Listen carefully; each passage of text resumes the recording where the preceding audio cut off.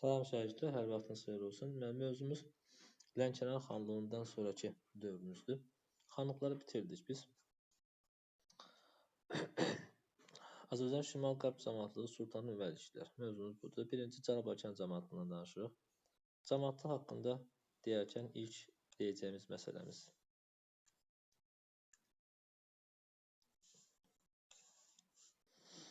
Azərbaycan Şimal-Qərbində yerləşir Cənab-Bakı cəmaatlığı ayrı-ayrı icmalardan ibarət idi. 18-ci əsrin 50-ci illərində Şəki xanlığından asılı düşmüşdü. Biz bunu Şəki xanlığı demişdik, xatırlayırsınızsa. 1751-də Gürcü 2-ci İraqli Cənab-Bakıya hücum edir, amma Şəki onu müdafiə edir hadisələri. Və bundan sonra da Cənab-Bakı Şəkinin tabeliyinə keçir.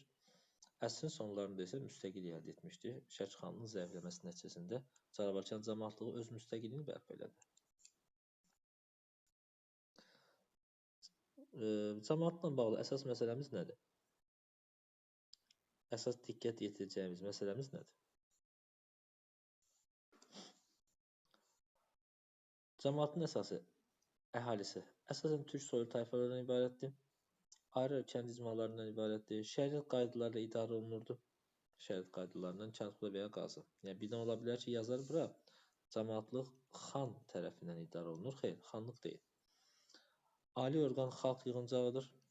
Ruhanilərin böyük nüfuzu vardır. Xalq yığıncağında həddi vura çatmış ancaq kişilər iştirak edirdi. Olimpiya oyunlarına oxşar deyə bilər, ancaq kişilər iştirak edirdi. Bütün daxili məsələlər, xarici məsələlər, həmçinin müharibə və sülh məsələsi burada müzakirə olunurdu. Sultanlıqlar haqqında İdris Sultanlığı 16-cı əsrin ikinci yarısında yaranmış, Səfəvilər dövründən yaranmışdı. Səfəvi dövründən yaranmışdı. Bunu bu formada yadda saxlayırsınız. Sultan idarə edir. Sonra Qazax Sultanlığı 18-ci əsrdə yaranmışdı. Borçalı Sultanlığı o da 17-ci əsrdə Səfəvilər dövründə yaranmışdı. Səfəvi dövründə deməli Borçalı dedik və İlisi Sultanlığı dedik. Səfəvi dövründə tariyə alırıq bunu. Şəmşədli Şimal Borçalı Sultanlıqları, Qəbələ Qutqaşın o da 18-ci əsrdə yaranmış, Şəki xanlığından asılı halda olmuşdu.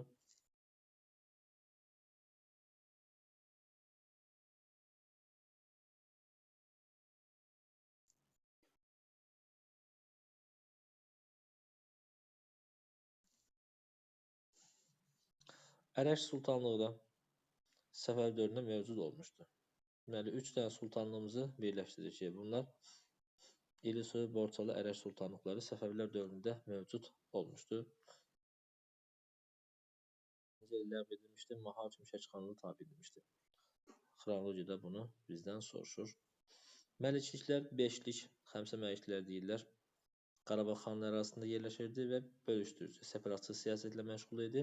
Xatırlayırsınızsa, həm İbrahim Xəlil xandı, həm də Pənahəl xandı demişdi. Onların əsas məsələsi separatçılara qarşı, məliklərə qarşı mübarizə aparmaq idi. Sadəcə Xaçın Məliyinin əhalisi yerli idi, qalanları isə kənardan gəlmə idi. Onlar Rusiyanın köməkliyi ilə Qarabağ xanlığı bölüşdürür və ya separatçılıq siyasəti yeritməyə çalışırdılar. Rusiyadan yardım almağa çalışırdılar. Xaçın vərəndə Dizaq, Talış, Ciləbörd, Talış bəzən Gülüstan məlikliyi olaraq da gedir. Separatçılıq burada yazmışdıq, qeyd elədik. Bölüşdürücülük mənasını verir. Qacarın yürüşü. Şahidlər, Qacarın yürüşü ilə bağlı burada verilən bu bilgilərin demək olar ki, böyük bir hissəsinə ehtiyacımız yoxdur. Qacarla bağlı əsas diqqət etdiyimiz məsələ nələrdir? Onu mən sizə deyim və kitabda oxuyarkən də ona əsasən keçməyə çalışaq.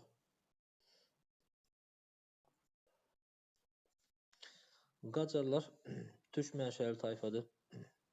Hətta onların bir qolu Gəncə xanlığı demişdi. Ziyadoğlu nəslindən olanlar Gəncəni idarə edirdilər. İki hissədən ibarətdir. Qobanlı və Dəvəli tayfalarına bölünür Qacarlar.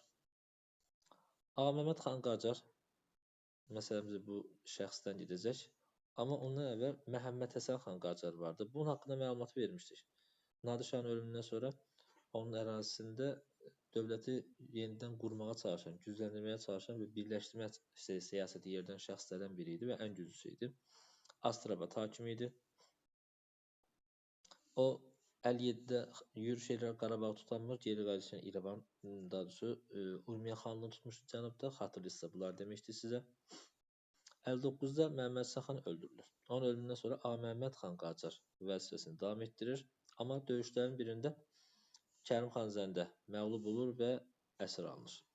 Əsir alınsa da öldürülmür. Kərim xan onu yanında saxladı Girevola. Çünki Qacar dövrünə görə, Ahməd xan Qacar dövrünə görə oxumuş, ziyalı bir şəxs idi, siyasəti yaxşı bilirdi. Ona görə də onu öldürmədi, onun bilgilərindən istifadə etdi uzun müddət. Amma Kərim xan Zəndi 79'da ölümündən sonra Ağa Məhəmməd xan Qacar yenidən Astrabada gəlir, Qacar tayfalarını birləşdirir və başlayır mübarizəsini davam etməyə.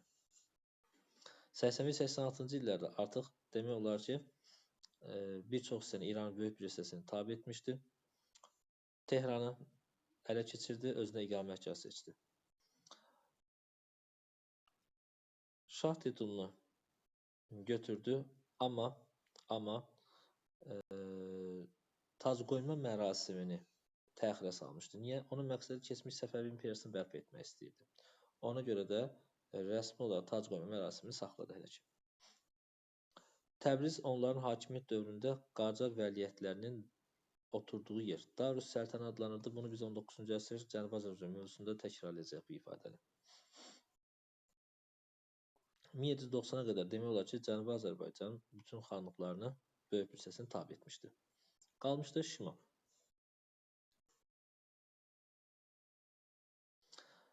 O Şimal xanlıqlarını tabe etməyə çalışdı. Amma heç bir xanlıq onu qəbul etmədi. Belə olduqda mübarizə üsulu ilə Şimal xanlıqlarını tabe etməyə cəhd elədi.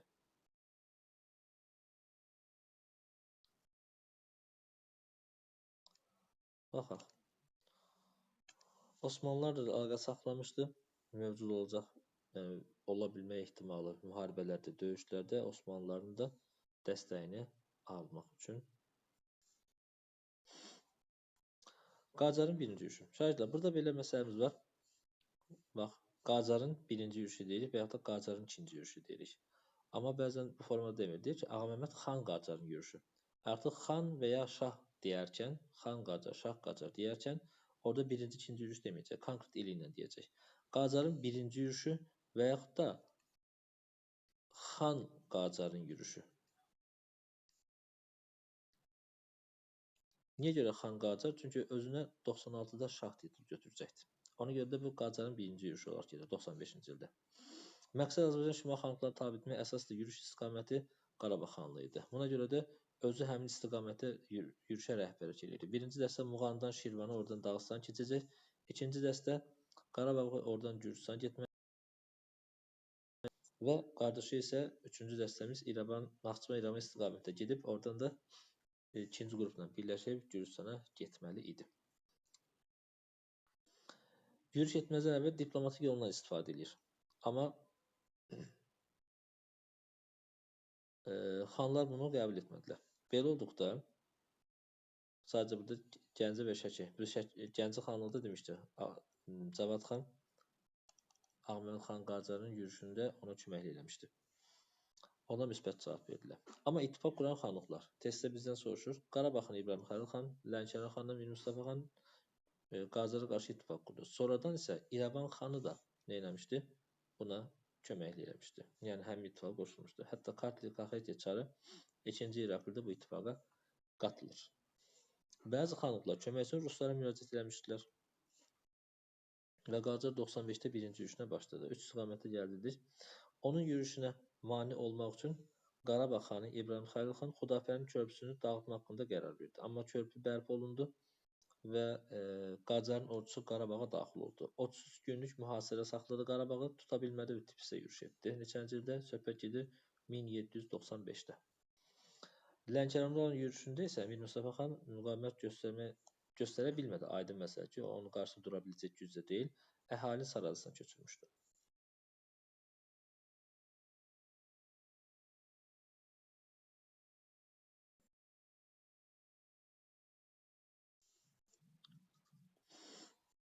Gəncə xan Cavad xan isə Qacara yardım etdi və onunla bərabər ona ərzaqla köməklik göstərmişdi. Onunla beraber Tiflis'e de hücum elədi. 95-ci ildə Tiflis Suriya qarət olundu. Qacarın Tiflisə hücumu Rusların Cənubi Qafqaza yürüş etməsinə bir bəhanə olmuşdu əllərində. Qacar Gürcüstanın Gəncəyə gəldi, geri qayıtdı. Şamaxını da ələ keçirəcək. Tutdu. Şamaxını da müqaviməsi tabi etdi. Ondan sonra Muğanında dayandı. İstədi ki, qışı burada keçirsin və yazda yenidən hücum eləsin, Qarabağı tabi etsin. Amma bu zaman xəbər eşitdi, Nadirin nəvəsi Xorasanda qiyam qaldırıbdı. Bu səbəblə ordusunu götürdü və geri qayıtmaq məcburiyyətinə gəldi. Cənuba doğru gəldi və cənubda yaxın adamlarının təkidi ilə özünü şah elan etdi. Şah titulunu götürdü. 1700-cü ildə 96-cı ildə Qacar özünü şah elan etdi. Bununla da İran ərazisində 79-cu ildə hakimiyyətə əlan Qacarlar rəsmi olaraq öz hakimiyyətini elan etmiş oldu. 79-dan demək olar hakimiyyət onun əlindədir. Hətta 85-86-da Tehran tutmuşdu. Amma rəsmi olaraq 1796-da hakimiyyətə başlamış oldular şah titulunu götürməklə. Və özünü hökmdar elan etdi. 1925-ci ildə Qacarlar İranda və Cənubi Azərbaycanda hakimiyyətdə qaldılar. Getdi, Xorasanda Hüseyin yatırdı və dövlətə tabi etdi. Beləliklə yekunlaşdırıq. Birinci yürüş. Qacarın birinci yürüşü nə oldu? Uğursuz oldu. X çəkdi, yəni uğursuz.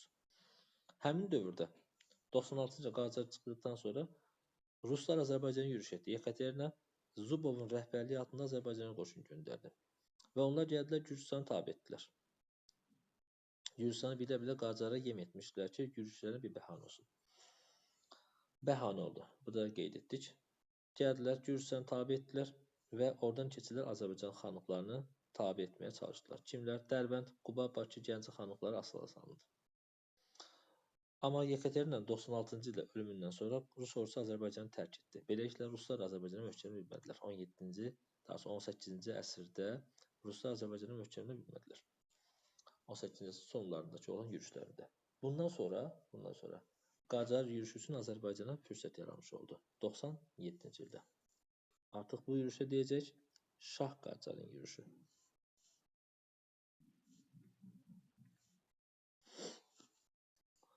Qacarın Azərbaycanın ikinci yürüşü və yaxud da bu formada deyirik Şah Qacarın yürüşü.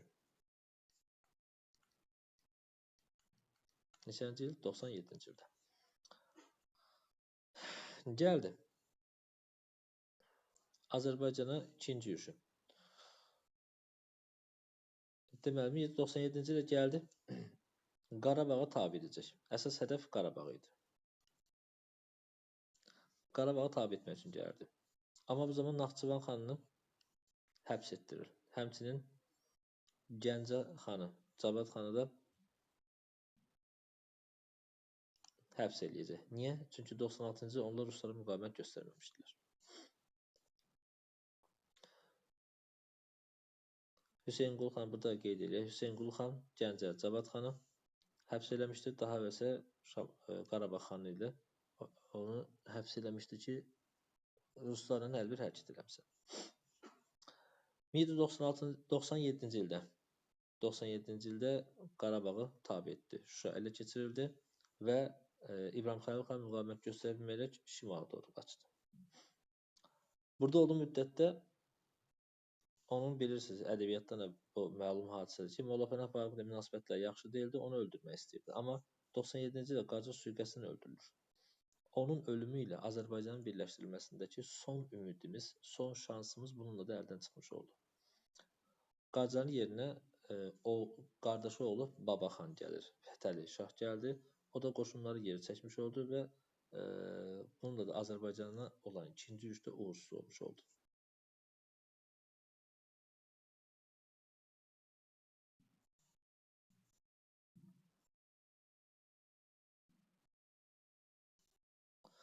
Xanlıqlar dövründə sosial-iqtisadi vəziyyət, ictimai-iqtisadi həyat.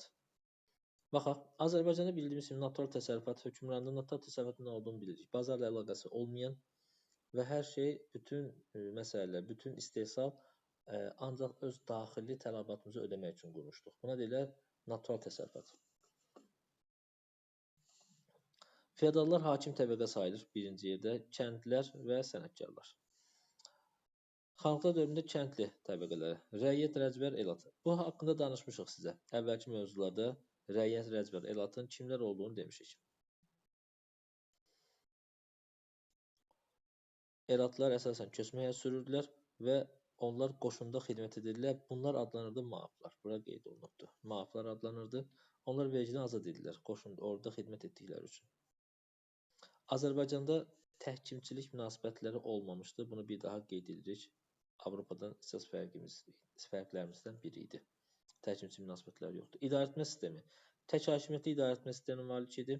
Qanunverici məhkəmə və icra hakimiyyəti bir nəfər idi. Xana məxsusdur, bütün hakimiyyət onun əlindədir. Bəzən yazır ki, xanın yanında məsləhət, qanunverici orqan olaraq dövlət şurası deyə bilər, divan deyə bilər. Onlar hamısı, ümumiyyətlə bu formada ifadələr görsələr, hamısı məsləhətçi orqandır. İkinci adam vəzir sayılırdı.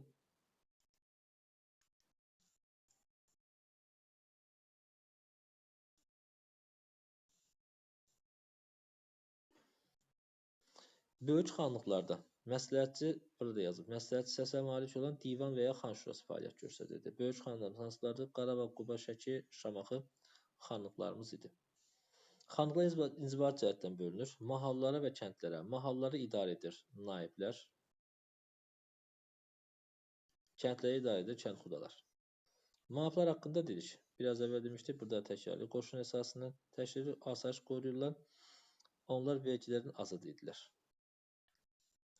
Vəzifələr, xan, bütün hakimiyyət ona məxsusdur. Biraz əvvəl dedik, məhkəmə sisteminə daxil olmaqla. Məhkəmələr şəriət qanunları əsaslanırdı. Mahal naiblərini təyin edirdi xanlar. Yüzbaşı və kəndxuda kəndləri idarə edir. Kələntər və Qalabəyə şəhəri idarə edir. Darğa şəhər polisi idi və Kələntərə tabe idi. Naib təsərrüfatı idarə edir. Vergilərin vaxtında yığılması üçün fəaliyyət göstərirdi. Digərləri bizim üçün o qədər də vacib deyil. Torpaq mülkiyyət formaları əvvəlki dövrdə olduğu kimi mülk, tiyul və icma torpaqları qalmışdı və diqqət elədirsə divan və xalisə torpaqları demədik. Bəs onlar necə oldu? Divan və xalisə torpaqlarımız. Divan və xalisə torpaqları ümumi bir adından xan torpağı olaraq birləşmişdi. Divan və xalisə torpaqları getmişdi, əvəzində isə xan torpaqları adlanırdı. Tiyul şərt torpaq olaraq qalmaqdaydı. Baxaq, vergilərimiz şagirdlər. Mal cəhət əsas vergi növüdür, məhsul vergisidir. Çöp başı otlaqlardan istifadə görünür, bağ başı bağlardan istifadəyə görə alınan vergidir. Darğalıq, bayramlıq, mirzənin kələntəli. Bu vergilər isə müəyyən mənada, belə deyək, dövlət idarəsində çalışan məmurlar üçün alınan vergilər idi. Biyar bilirsiniz, kəndlinin feodal üçün pulsuz çalışmasıdır. Əvrəz isə iməclikdir. İlin müəyyən vaxtlarını iməcliyə getirirlər. Təsərrüfat, şahidlər. Təsərrüfatla bağlı biz nə deyirik? Zəfəran, Abşeronda bilirsiniz əvvəldən. Çəltik, Lənkəranda. Pambıqçılıq, düzənlik ərazilərimizdə daha çox idi. Bağçılıq, Xəzər və Xəzər sahili ərazilərdə. İpəkçilik, Şəki, Şamaxı, Qarabağ zonasında məşhurdur. Azərbaycan ipəyi məşhur olduğunu bilirik. Buradan bu formada deyirəm ki, bilək daha vacib nələr varsa onlara diqqət edin. Şəhərlər, sənətkarlıq və ticarət mərkəzi sayılır şəhərlərimiz, şagirdlər. Yeni şəhərimiz var, Ağsu şəhəri,